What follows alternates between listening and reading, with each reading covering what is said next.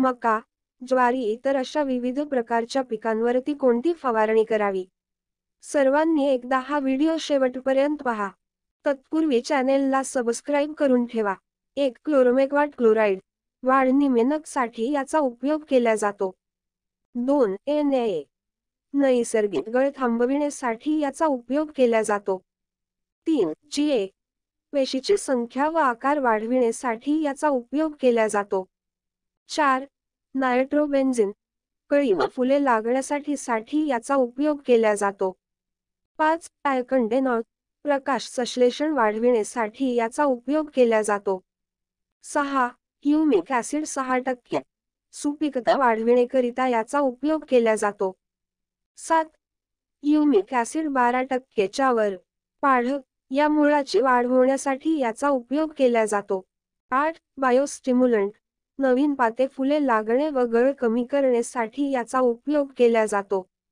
9. सूक्ष्म अन्नद्रव्ये पाने पिवळी, लाल न होऊ देणे, पिकास पोषण देण्याकरिता याचा उपयोग केला जातो. 10. स्टिकर पानावरती औषधी पसरवणे चिकटविणे, लवकर शोषण करण्यासाठी याचा उपयोग केला जातो.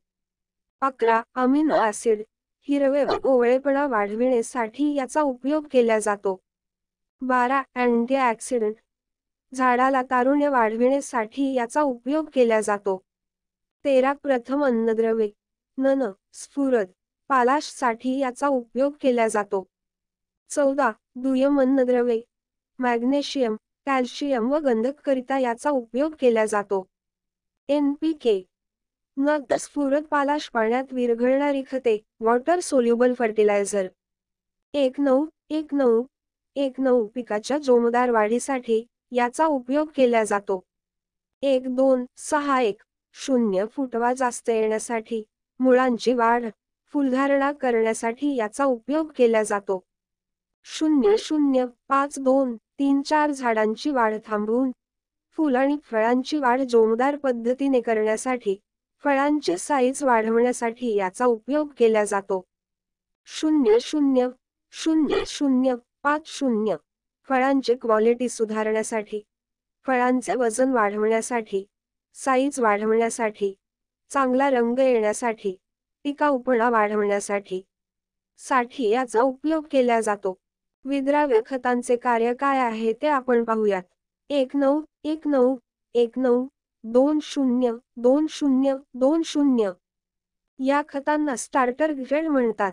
यामध्ये नत्रमाइड, अमोनिक आणि नायट्रेट या तिन्ही स्वरूपात असतो. या खताचा उपयोग प्रामुख्याने पीकवाढीच्या सुरुवातीच्या अवस्थेत शाकीय वाढीसाठी होतो. 1.2.6.1 या खतास मोनो अमोनियम फॉस्फेट म्हणतात. यामध्ये अमोनिकल स्वरूपातील नत्र कमी असतो, तर पाण्यात विरघळणाऱ्या स्फुरदाचे प्रमाण जास्त असते.